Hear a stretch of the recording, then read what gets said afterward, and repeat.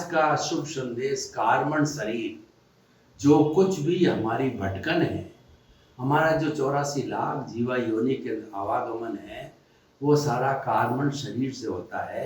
ये अति सूक्ष्म होता है और कार्बन शरीर जो है चतुष्पर्शी पुद्गलों का बना हुआ होता है और मूल रूप से इसके अंदर 8 कर्म होते हैं: ज्ञानावर्णीय, दर्शनावर्णीय, वेदनीय, मौनीय, ऐश्य, नाम, गोत्र, अंतराय। तो इस 8 कर्मों की 148 प्रकृतियों के पुलिंदे को कार्बन शरीर कहते हैं।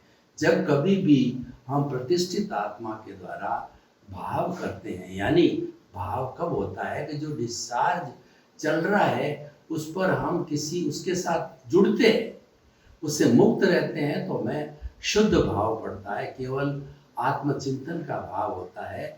लेकिन उसके साथ जुड़ जाते हैं तो राग द्वेष का, पुण्य पाप का जो भाव बनता है, वह भाव लाइव जो है अंतःकरण के द्वारा वह चार्ज होता है। वो लाइव प्रतिष्ठित आत्मा, लाइव अंतःकरण के द्वारा वो भाव चार्ज होता है, वो पुण्य पाप के रूप में, उसको हम कॉज कहते हैं। तो ऐसे बहुत से कॉजेज जब इकट्ठे हो जाते हैं तो वह कॉजल बॉडी कहलाती है। और वह भाव जो इकट्ठे हुए होते हैं वो पहले भाव कर्म के रूप में उसका बंद होता है, चार्ज होता है, और नेक्स्ट बर्थ के अंदर वो द्रव्य क्रम के रूप में 8 कर्म, 148 कर्म की प्रकृतियों घाती अघाती के रूप के अंदर वो उदय और प्रारब्ध के अंदर वो जो है कर्म आ जाते हैं, वो द्रव्य कर्म कहलाते हैं। तो इसी से कार्बन शरीर है, ये गंगोत्री है, ये मूल जो है सब कुछ चीज है, इसी के भटकाव की वजह से होता है।